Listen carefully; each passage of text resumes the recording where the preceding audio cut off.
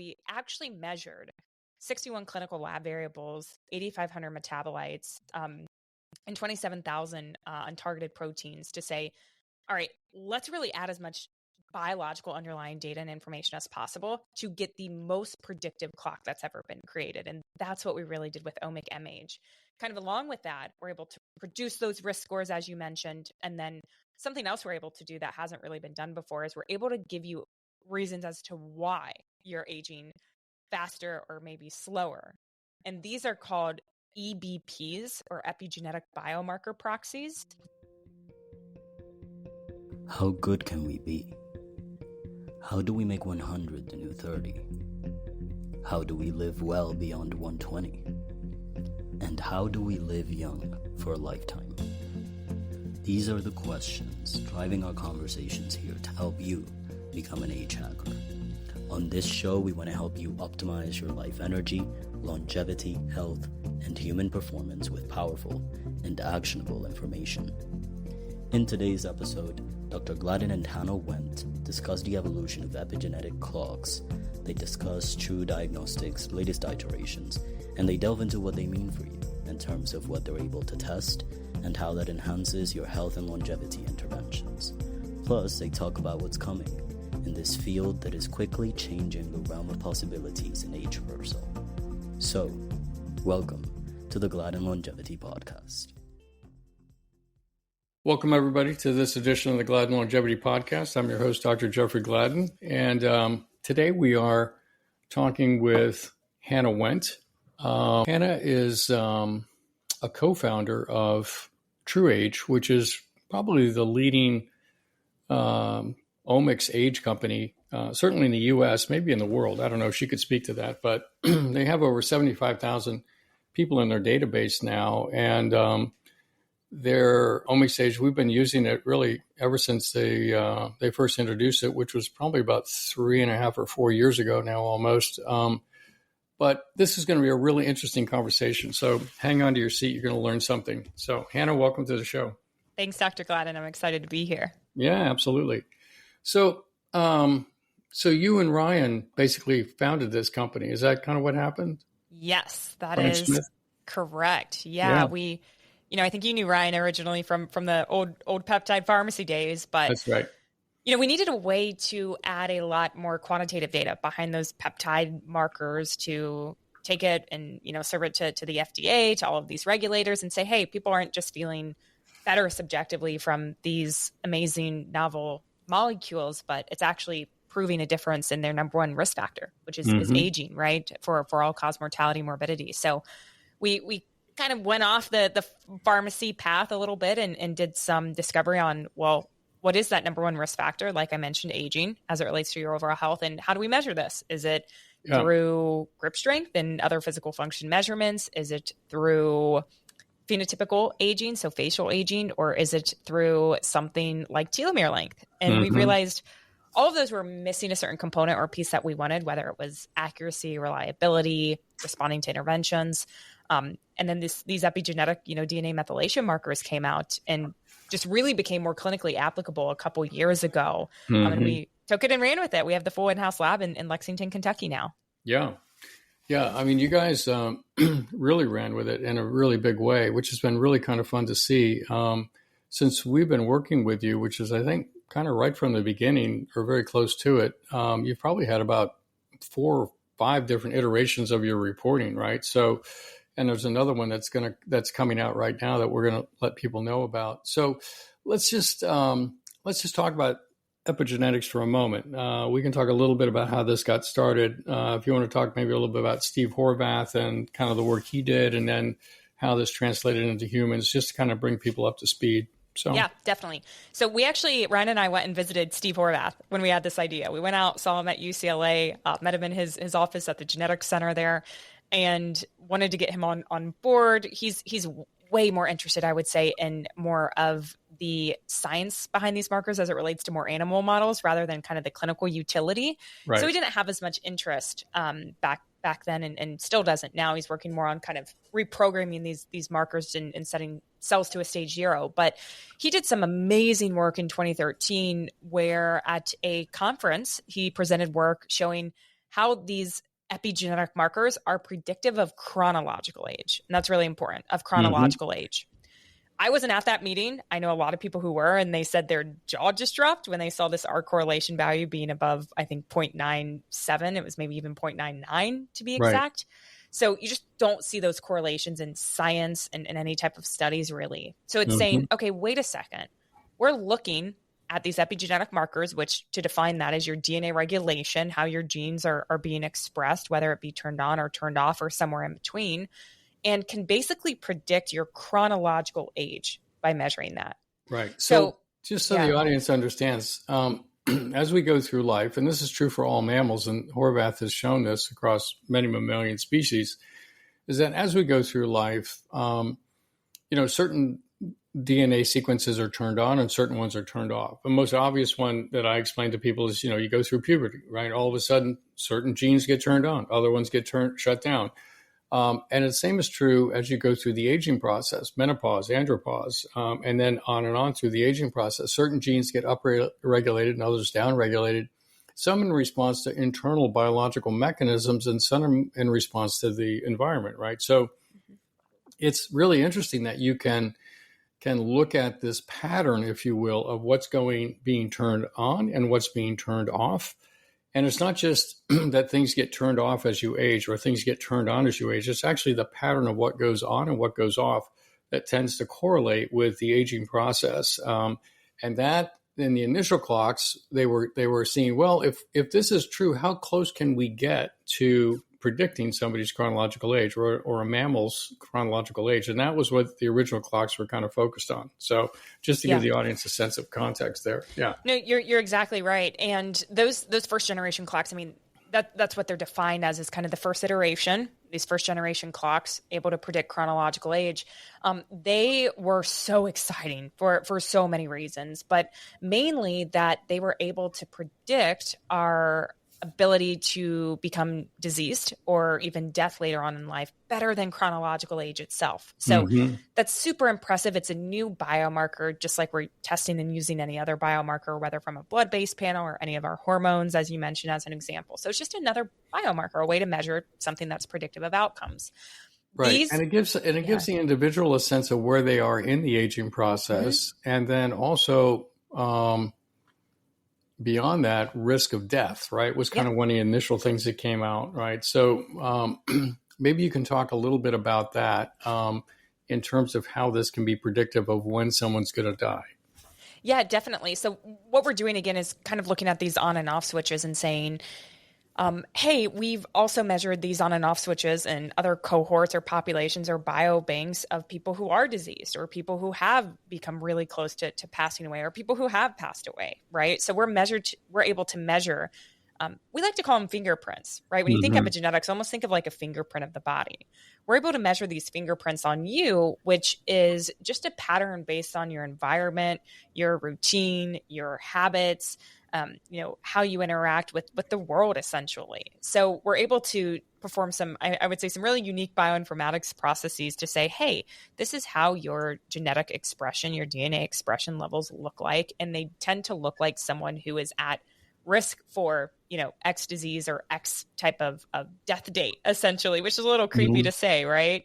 Right. But yeah, it's become a really useful tool in clinics like you run, Dr. Gladden, where you can start to get a baseline or a sense of where you're at. And then, if you're accelerated aging or even at, a slower type of aging, you can start to implement different plans to hopefully decrease that aging later on as well. One other thing I want to say, just to hopefully relate to the audience a bit more as well, those first generation clocks or iterations, again, they're trying to produce chronological age. They're actually really useful in a lot of applications, like identifying the age of DNA at crime scenes. They are useful for refugees to see if they're old enough to seek asylum. And then even in some maybe odd confidential based cases where people don't know their birth date or even orphans as well, right? We're really lucky to know our date of birth, but not everyone does. So they're really useful in those senses. Yeah, that's fascinating. Yeah, I wasn't aware of some of the forensic uses of that. And that's pretty cool.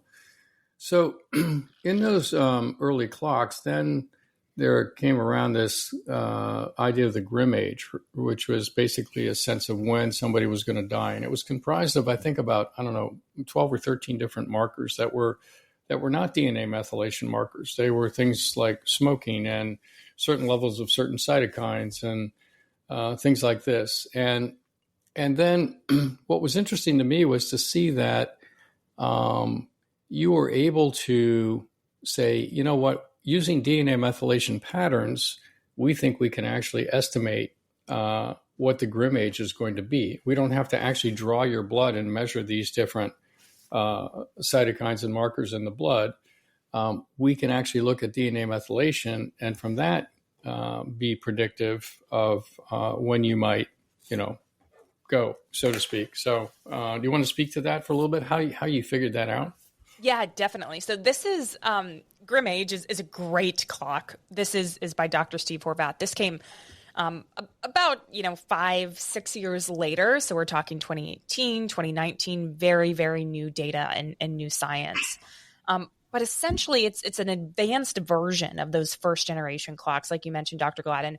We're not only looking at DNA methylation or epigenetic data, we're actually looking at more information, additional biomarkers. In particular, there were lifestyle factors included in the calculation, like smoking, for example, and then also a lot of age-related proteins as well. So GDF15, PAI1, a couple others like leptin, ADM as well, just to name a few for those who are more interested in those individual proteins. They took about 12 of these. And unlike those first generation clocks that I mentioned that were trained only on chronological age, the Grim Age integrates this DNA methylation data with circulating proteins, with lifestyle factors, making it more sensitive to health-related risk. So it offers what I think was probably the first ever epigenetic clock, which was really adding more clinical utility to it, right?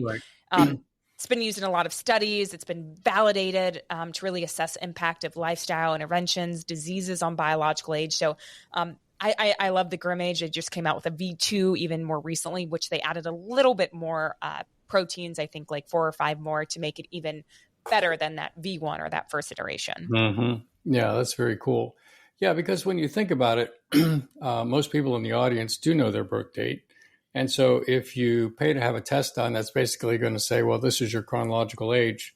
I mean, how useful is that to you, right? It's like, oh, well, it's off by a year or two. I mean, it's not that helpful, right? So what we really want to do is move away from predicting chronological age into more biological age, right? Which is kind of where are we in the aging process? Are we younger or are we older? And, as the audience has heard me say many times, there's no single age that we have. We're a mosaic of many ages, right? A brain age and a heart age and a blood vessel age and actually a telomeric age and a DNA methylation age and a mitochondrial age and, on and on and on. So there's many, many different ages that we have. So when the DNA methylation clocks started to look at no longer trying to predict what your chronological age was, we're trying to give you an idea of biological ages. Initially, it was kind of a biological age, right? There was an intrinsic and an extrinsic age. Maybe you can speak to that. And we'll start there, and then we'll show how the technology has expanded into even being able to tell you more. So yeah, definitely. So the intrinsic and extrinsic epigenetic age, that was the first iteration of what True Diagnostic, my company, offered, which seems like ages ago. You were right. Yeah. Dr. Gladden, we really ran our first test in about July of 2020. So we're a little over 4 years old now. Yeah. And at the time, again, those first generation clocks were the best that we had to offer. So those intrinsic and extrinsic epigenetic ages are considered first generation clocks. They're still better at predicting all-cause mortality and morbidity than just your chronological age itself, because as a little thought experiment, think of your chronological age, think of your friends, your peers who are the same age as you. Some probably look a lot older. Some probably look a lot younger, right? Mm-hmm. People vary on a biological cellular level. And that's what we're really capturing in those algorithms and those clocks. To date, we now don't offer intrinsic and extrinsic. So we actually removed that away from the reporting because we've created better iterations of these clocks or second generation clocks, which I don't think everyone's happy with change, right? Moving around kind of the information provided on the report. We're still able to historically provide you with anything we've ever reported out on. But, we want to hold ourselves as a company to the highest level of scientific integrity that there is. And we believe you really get there by removing a little bit of the noise and maybe focusing on the ones that are more predictive of outcomes. They're more precise. They're more reliable. And Right. that's how we know those second generation clocks are better, is because they're even more predictive of outcomes than those first generation ones. I think to your point, I think part of the consternation of the clinician and the clients or the patients was that it was difficult to track things over time, because the original extrinsic age and intrinsic age, which had to do with whether or not you were including or excluding methylation points related to the immune system. If you were going to try to follow yourself over 5 years, all of a sudden, it's like the scoring system changed. And so it was very difficult to have apples to apples comparisons in your own world. And so you could think that you were doing well, and then your next test came back and showed you, no, you're not doing as well as you thought. And that was a little bit, of a conversation piece, right? Like, how do we make peace with this, and how do we actually understand it and go forward from here? But I do agree that the integrity of the approach is what stands the test of time. You don't want to keep reporting something when you have something better to report or more accurate to the report. So congratulations on doing that. So, as your report has expanded now, it's really expanded into many different sections of a report, right? And maybe we could start with the omics reporting that you do. So now there's an omics section, and you can get a DNA methylation omics age. But the interesting thing about that is that it also now becomes predictive of, risk of death, whether you have an increased risk of death or a decreased risk of death, heart disease, lung disease, cancer. A number of different things go into that. Do you want to talk a little bit about that omics piece? Definitely. Think GrimAge, even version 2 GrimAge on steroids, right? Mm-hmm. We took some of their methodology and added a twist to it, but basically the omic M-age, as Dr. Gladden said, is this idea of the multiome. We're aging in all these different ways. We have our genes, which is our hardware that our epigenetics sits on top of. It's the way our genes are expressed. And then we move to transcription. So again, how are those genes being read and actually transcribed into protein folding and then giving off metabolites, which ends up in our phenotypic outwards expression. So that process there is kind of this idea of the multiome. So we actually measured 61 clinical lab variables, 8,500 metabolites, and 27,000 untargeted proteins to say, all right, let's really add as much biological underlying data and information as possible to get the most predictive clock that's ever been created. And that's what we really did with omic M-age. Kind of along with that, we're able to produce those risk scores, as you mentioned. And then something else we're able to do that hasn't really been done before is we're able to give you reasons as to why you're aging faster or maybe slower. And these are called EBPs, or epigenetic biomarker proxies. Mm-hmm. They're those individual clinical lab values, metabolites, or proteins, which are the most statistically significant or correlated with that aging. So it's gamified now, right? We're able to give you actionable insights and say, hey, let's work on reducing maybe your interpretation of HbA1c or fasting glucose. Maybe it looks like a little bit of an insulin sensitivity issue. Exactly. No, it's really quite fascinating. And the thing about it is it gives you targets, right? It gives you not only a sense of where you are in the aging process, but helps you understand where to take action. And I think that's what everybody's looking for. It's like, okay, it's one thing to tell me that I've got, a particular biological age, or I'm at particular risk for something. Well, what am I going to do about it? Right. And I think, people that come to us, sometimes when we have the initial conversations, they're like, okay, so you're going to test all these things, but what are we going to do about it, right? Are you just going to tell me that I've got a problem and we can't do anything about it? And we say, quite honestly, everything that we ever test is actionable. And to your point, what you're now doing is actually linking interventions and actions, potential interventions and actions, into the results that you're reporting. So that's pretty exciting. Yeah. Yeah. Absolutely. And that's what we want to do, right? Is give actionable insights. We want to make sure these things are changing in a good direction with things that we'd expect to change it with, like caloric restrictions, senolytics, which the first generation clocks, have issues kind of tracking. So we're Right. super confident and happy with the algorithms as of now. So, when you think about the interventions that have made the biggest impact, and we'll go through some of the other things you're reporting on, but you just mentioned calorie restriction. And it does seem like, fast mimicking diets or fasting itself. And I don't know if there's data yet on the use of the supplement Mimeo that you're probably familiar with, which is kind of a supplement that mimics fasting, if you will, in certain ways without you having to fast. I'm just curious, what have you seen makes the biggest impact on somebody's omic age, so to speak? Yeah, this paper was released August 8th of this year. It's a preprint right now, but it's called Multiomics Analysis Reveals Biomarkers that Contribute to Biological Age Rejuvenation in Response to TPE, or Therapeutic Plasma Exchange. This was a paper published out of the Buck Institute with Dr. Kiprov, and it's really new, and it's now putting our money where our mouth is. And we saw really great results in terms of biological age clock reversal with therapeutic plasma exchange, which I think a lot of physicians we work with have been doing and are excited about. Oh, that's very cool. I've got to see that paper because it hasn't come out yet, I guess. But yeah. So when I know Dr. Kiprov, and he works with the convoys there at Berkeley, and he's a big fan of plasmapheresis, where you basically for the audience, you get hooked up to a machine.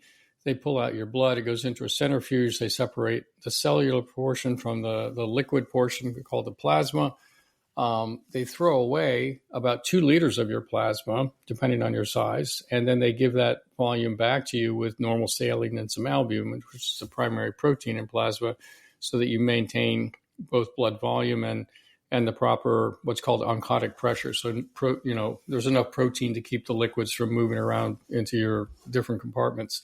So anyway, with that, the convoy showed that there could be a rebooting of stem cells across all 3 different germ layers, right? Which would be all the different tissues that we have, endoderm, mesoderm, ectoderm, and that it could be kind of a rejuvenating kind of technology. That was in animals. And they felt like it was even equivalent to, and maybe even better than young plasma at that point in time.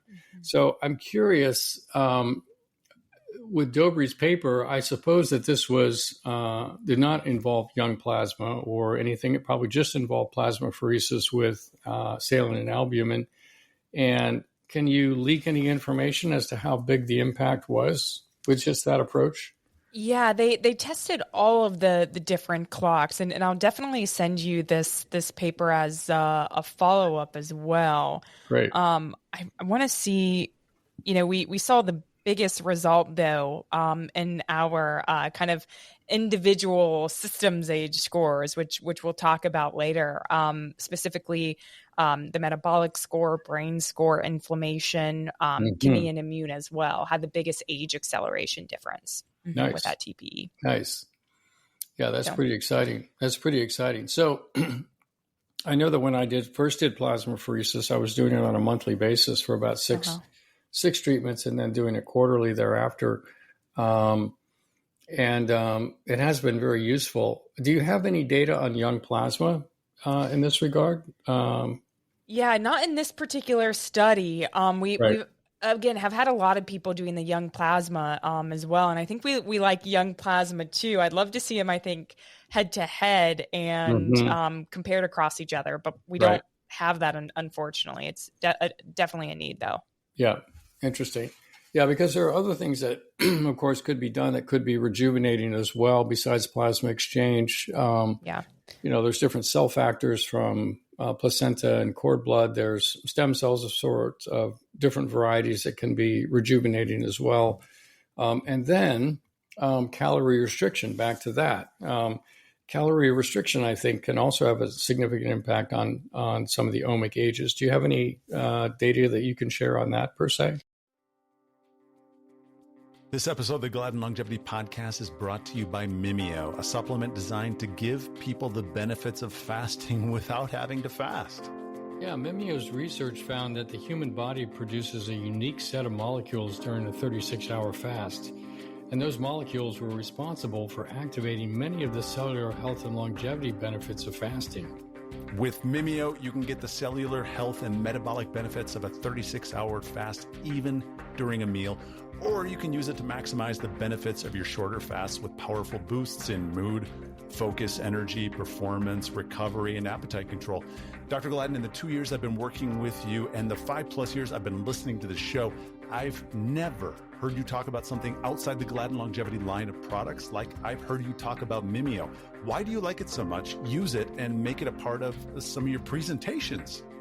Yeah, we love it, quite honestly. I mean, the idea of Mimio being able to mimic fasting, we all know the benefits of fasting, is dramatic in and of itself. And even in the context of if you're eating, and if you're fasting, it even augments your fast that much more. But the interesting thing is that it also decreases things like neuroinflammation, it suppresses appetite, and it increases a very, very important biological process called reverse cholesterol transport. And that's critical for cardiovascular disease, for decreasing risk of dementia, cancer, etc. It's really, it's quite a fascinating product. I've really been kind of blown away by it.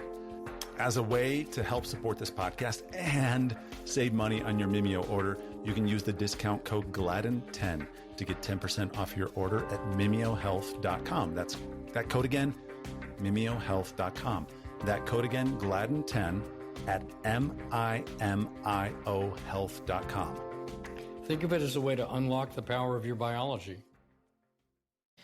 Yeah, so just, traditional caloric restriction, not necessarily intermittent fasting or time-restricted feeding, so just reducing your overall caloric intake.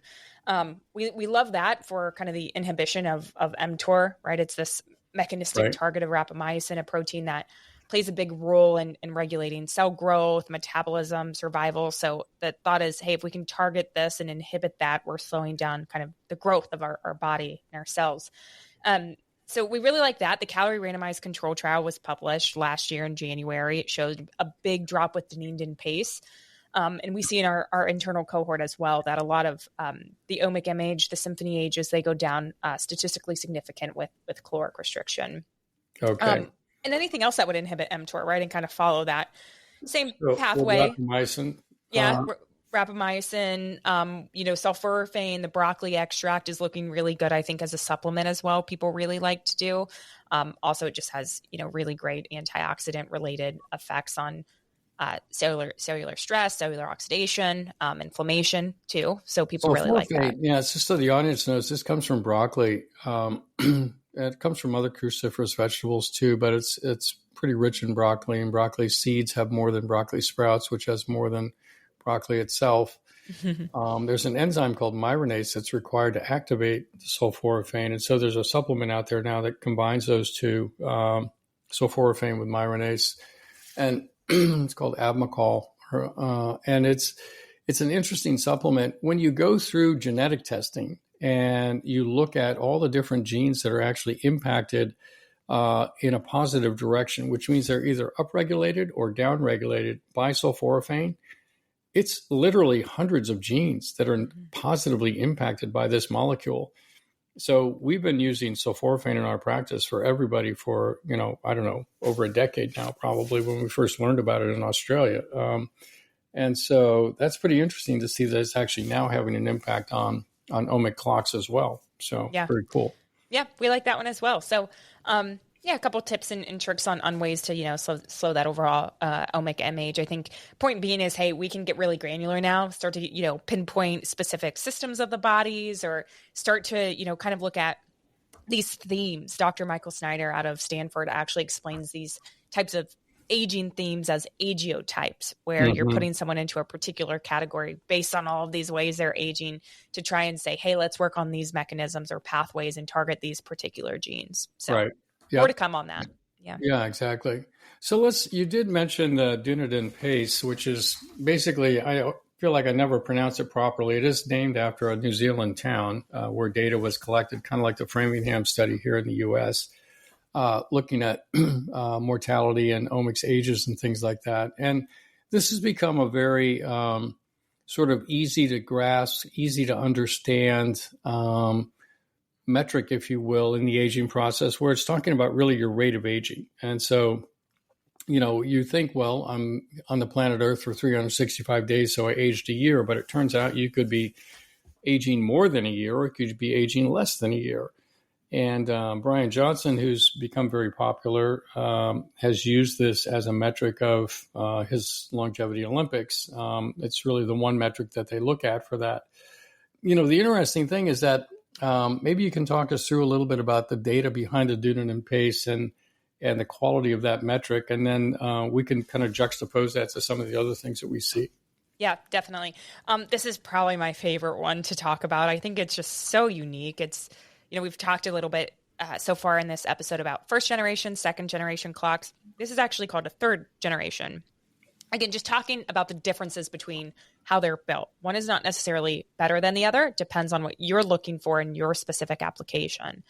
But I think you said it right, Dr. Gladden. The Dunedin pace was, created out of a cohort in Dunedin, New Zealand that started in 1972 and 1973. They looked at about 1,100 people over that 50-year longitudinal trial, and they're still studying them today. I think that's what's really unique here is this cohort they're studying, because they have a 96% retention rate, which is crazy. You just don't hear about that. You would never get that replicated in the States. And there were 4 waves in the study that researchers would go out and collect a full biomarker panel on them, collect all of these like physical function measurements, even dental images, kind of eye health, any and all biomarkers you can imagine. And they basically created an algorithm, specific bioinformatic processes and formula to track those biomarkers over time and create this pace. So instead of an age, you get kind of a number between 0.6 and 1.4.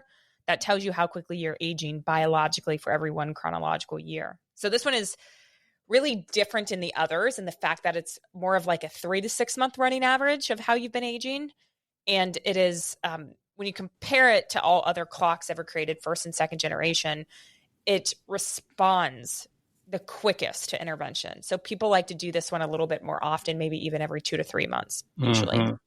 And this is one that I do believe calorie restriction has a big impact on. Like if you do a 5-day fast mimicking diet, you could test yourself prior and you could test yourself a week after you finish the fast, and it would show some changes. I think it's that responsive.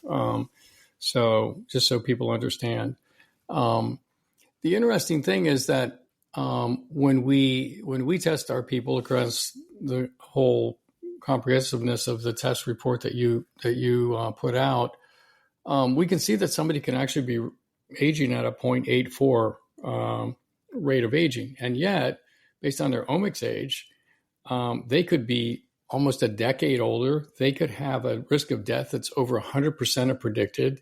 And so it's very, very misleading to and this is my one critique, I suppose, of the Longevity Olympics, is that it can be misleading to hang your hat on a single metric. And I think the audience should understand that there is no one metric that actually captures what's going on, which is why you guys are reporting on so many different things, right? So just realize that you could have that rate of aging that's 0.8 or whatever, looks really fantastic, but it's not a guarantee. You really have to look a little deeper to see. And really, the idea of doing these tests is not so much for bragging rights as it is to identify opportunities. Where can I take action to optimize my life and my health, right? That's the question I think to ask, not how do I compare, but how do I take action, right? So yeah, definitely. No, I think you're completely right. Aging is extremely multifactorial. It's super complicated. We don't know what we don't know. And there's, I think we definitely have way more questions than we do answers when we first started True Diagnostic, which is always, fun to build a business off of. But I think you're exactly right. Someone could be doing all of the things correctly now, but maybe historically they've aged at an accelerated rate, which makes their, omic M age a lot higher. So there's, oh, what's that? Let's see. I'm showing her a diagram this is the aging process. These are all the 18 different hallmarks and how they're interrelated. And that's how complex it is, right? So if you want to see a page with 18 things around the periphery and lines going everywhere, connecting everything, and they're all interrelated, that's what I'm showing her. Aging is very, very complicated, and it's all interrelated. And so trying to tease that knot apart is really the task that we have. And I think AI is going to be very helpful to us in doing that. But anyway, just to her point, it's complicated. Yeah. Yeah. I always bring up that example too, usually. I'm like, hey, we just published on, 9 hallmarks of aging in 2013 or something. And now we've updated it and we have 12, right? And we have, hundreds, if not thousands of other hypotheses as to why we may be aging. I think what's really interesting with the epigenetic data is we're able to maybe capture a lot of that signal or information, but it doesn't mean it's the only test out there. I think you still need to do this alongside of many other different tests. As you mentioned, it's not a replacement, it's an add-on, it's complementary to everything you're doing. Yeah, no, that's right. And that's how we use it. We use it that way. Exactly. Like you'll estimate a telomere length. We'll actually measure the telomere lengths directly. Right. And then you may estimate a VO2. Well, we'll measure the VO2 directly for the individual because we learn so much more from the tests, the direct measures, than just what correlates to what the omics is predicting. For example, with VO2, it's good to know your VO2, but what's your anaerobic threshold, right? And what's your heart rate, work rate slope that correlates to myocardial ischemia with exercise and things like that, right? It's hard for the omics. I mean, God bless it. It's giving us great information, but it's hard for it to actually replicate everything that you can get from other tests that also become super useful. For example, we just had an 18-year-old woman in here who presented with MS, early MS, going with intermittent blindness, right? And so the question was, well, what's causing this? And so we deconstructed the situation. We did not do any omics aging on her. But what we found is that with a glucose tolerance test, that her hemoglobin A1C was 5.3, her fasting blood sugar was 88, right? When we gave her a glucose tolerance test, she went from 88 to 135 and then back down to 120 in 2 hours. But her insulin was 13 at rest, and at 1 hour went to 230.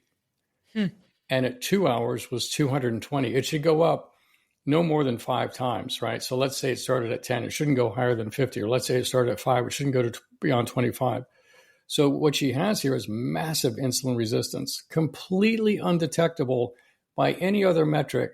And even if you saw an endocrinologist and they did a glucose tolerance test, they would have missed it. Yeah. So it's really fascinating how important it is to actually be so meticulous about deconstructing the situation to get to the answer. And that was only one of many answers we found for her as to why she had it. I won't go into all that right here, but the point is that when you're doing the omics, it's always important to understand what it's telling you and understand what it's not telling you. And that's really, really key with any test, quite honestly. So, yeah. Yeah. I think that's a good point. I think, too, we're creating a new field, right? New novel biomarkers that have never been created before. So this technology is newer than the first iPhone, which is crazy to say. And we've already discovered so much from it. So, be patient with us. We're working on, training this a little bit better, validating it further too. But all of these are published algorithms and predictive of many different outcomes. So tell the audience a little bit about this research project you did with Harvard. Yeah. So that research project we did with Harvard is the omic MH. So the one that I was mentioning, where we measured all of those multi-omic type of variables, right? The 27,000 protein groups, again, 8,500 metabolites, 61 clinical lab variables, 1 million DNA methylation markers, and about 5,000 people. Right. So the usefulness of this is not only did we create the best second generation biological age clock that outcompetes Grim age, Pheno age, and other historical really great clocks, it gives us resolution. So we're able to actually now produce, Dr. Gladden, about 4,000 of these EBPs, or epigenetic biomarker proxies. Clinical lab values, again, metabolites or proteins, meaning, well, again, what's the point? Why is this useful? Ideally, we just need one blood spot card at one price point with all of your results delivered in one place to get CBC values to get hormone values, sexual function outcomes, immune cell subset information, even micronutrient panel, right? Vitamin levels and kind of all of the above in one place. Of course, we won't be perfect with all of them. We'll have to make sure we're predictive of those individual outcomes, that we have good correlation values, but it's really, really exciting. And I think what we're most excited about here at True Diagnostic, even outside of like just the aging itself. Yeah, no, it's impressive. And tell us a little bit about the symphony of aging that you have. Yeah, the Symphony Age, you actually said Mosaic earlier during this conversation. It used to be called Mosaic, or sometimes you'll see it called Systems Age too.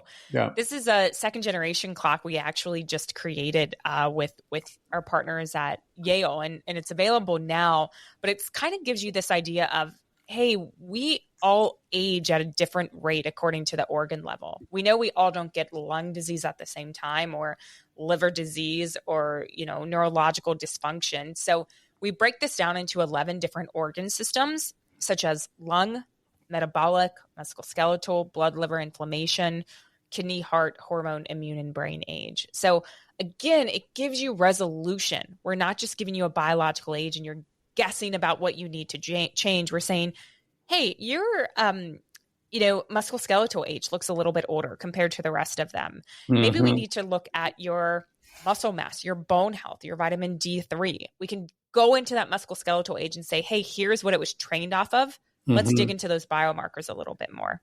Yeah, absolutely.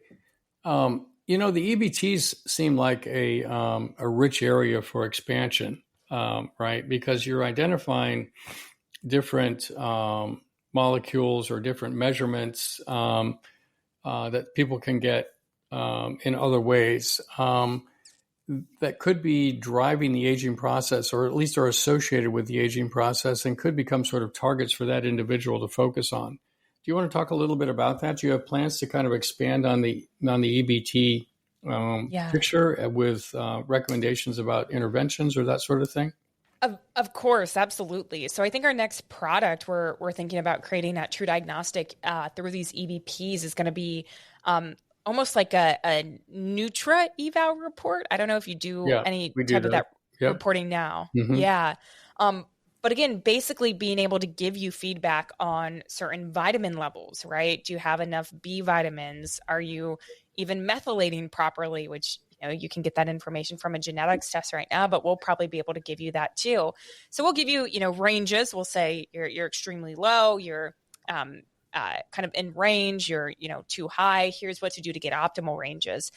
What's really cool about that, though, is we actually have a pretty cool company we're partnering with to actually then give you kind of little micro dosing of those nutrients or those supplements. So it's a different idea. Again, we're not going to be offering supplements. This kind of company is going to offer it based on your results if you're interested. We don't offer supplements. We don't believe in offering you the test and the solution, but you have the option to say, all right, what is my specific micronutrient profile based on kind of my DNA expression patterns and what I'm seeing? So I'm really, really excited for that. I think that the sky's the limit there. And what's really cool is a lot of outside universities and academic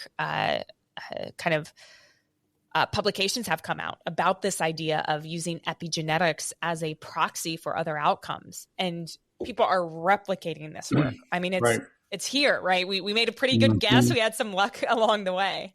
Yeah, exactly. No, it's pretty interesting. Let's switch gears for a minute and talk a little bit about David Sinclair and the work that they've done with the Yamanaka factors, and now some of the chemicals that they're using to actually reprogram epigenetic age in cells, really in tissue culture. The Yamanaka factors were Nobel Prize winning 4 factors that were found that when they were activated, they could actually take a skin cell and turn it back into a pluripotent stem cell. And that was very exciting because in that pathway is the ability to make a cell young again. And so Sinclair played with that. And what they found was that if you gave all 4 of the factors, you would take the cell back so far in time that it would actually start to form tumors. So they took out one of the factors. I forget which one of the four, but they started using 3 factors, and then they started pulsing 3 factors for shorter periods of time, like for 9 days or 12 days, enough to turn the cell back in time, but not take it too far back. And I believe they could use the antibiotic erythromycin to actually turn them on and turn them off, something like that. So when they would give the erythromycin, I think it would start the action going, and then when they would stop it, they could pause it in time. And that's really fascinating because they were showing, based on the epigenetics that they were measuring, that the cell was actually getting young again, right? So that's pretty fascinating. Then they went on to do another study where they used 5 sort of chemicals, one of which was valproic acid, some other ones that just are letters in the paper, letters and numbers. You're not sure exactly what the substance was, but the idea was using chemicals, they could actually replicate what was being done with the Yamanaka factors, right, at a genetic level. So that was pretty interesting. And they showed, again, that the epigenetic age was going back in time. So anyway, that's a very exciting area as well. And I don't know if you're collaborating with them on any of the stuff that they're doing or whatever, but I would think there might be some interplay there. So yeah. I mean, definitely, it's so interesting, and there again, it warrants, I think, more questions than it does answers. But there's a really cool conference that our team goes to usually once a year when they kind of have aging as the area of interest, called GRC, or the Gordon Research Conference, and it's like the best of the best, the who's who. All of the work has to be peer reviewed, published. And they kind of talk about this idea of, resetting the cells or these Yamanaka factors. And they really, it's happening. Like this is happening in a lab and on a cellular level, that you can take these fully formed differentiated cells and kind of take them back to stage 0. But then I think once you have them in stage 0, how did the cells learn to get back to stage 0, right? They're doing this work. They know it can be done, but they're just like trying to understand it more. Like, what does it actually mean? How can it mature again? How do you make it, kind of clinically applicable, which is so cool because I'm able to see the research and everything happening, but then also see people like you, Dr. Gladden, who are, pioneers in this work, put it into practice with their patients. So I think it's so exciting. And Altos Labs, where Steve Horvath, Dr. Morgan Levine is now, pioneers in this epigenetic space are working on that, day in and day out. Yeah. And I think that's something that's very exciting for everyone. It was interesting in reading those papers that when you do rejuvenate a cell, there are some portions of the cell that aren't fully rejuvenated. And so it kind of makes you wonder if it's like the clone is not as good as the original copy necessarily, although I think that's been sorted out to where you can make a clone that is as good as the original copy. But my point is that it makes you wonder whether that cell that's actually been reprogrammed to youth, whether it will now age down a different trajectory, either faster or with different stages or different accelerants or different, elements that may either slow it or make it faster as it ages. There's really a lot of unknowns here, right? What's, to your point, you take it back in time, but how's it going to now move forward, right? And so there's a lot to be sort of sorted out there too, but fascinating stuff. Yeah. So super cool. Well, again, there is a lot to come, I think, a lot of research-based questions we need answered. And again, how can we make this as clinically applicable as possible? I still think it is paving the way in aging, although we're able to predict a lot of different things as well. Yeah, absolutely.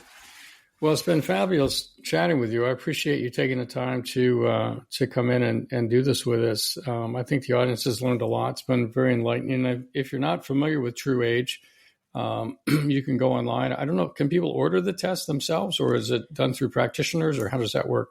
Yeah, we always recommend going through a practitioner. You're going to get the full reporting. You're going to get guidance. You're going to get, hopefully consultation that's included. They can get it on the website. It's going to be more expensive. It's going to only have, a subset of those smaller reports. So we recommend going through a healthcare provider for sure. Yeah, I think it's complicated enough. You do want somebody to help you kind of navigate it and ultimately decide how you're going to take action. So right. That's the point of these tests. And then, not just a test once, but a second time, right? Third, fourth, right after you take action as well. Yeah, that's right. Well, great. Well, thank you so much. Thanks, Dr. Gladden. Thank you for listening to this week's episode of the Gladden Longevity Podcast. If you would like more information on what we've discussed or other topics, please reference the show notes or go to gladdenlongevitypodcast.com. You can also find us on Instagram, Facebook, and Twitter by searching Gladden Longevity. If you've enjoyed this podcast, please subscribe to get future episodes delivered to you and share our podcast or this episode with someone in your life that you may find benefit. Thank you for listening. We'll be back next week with another exciting episode.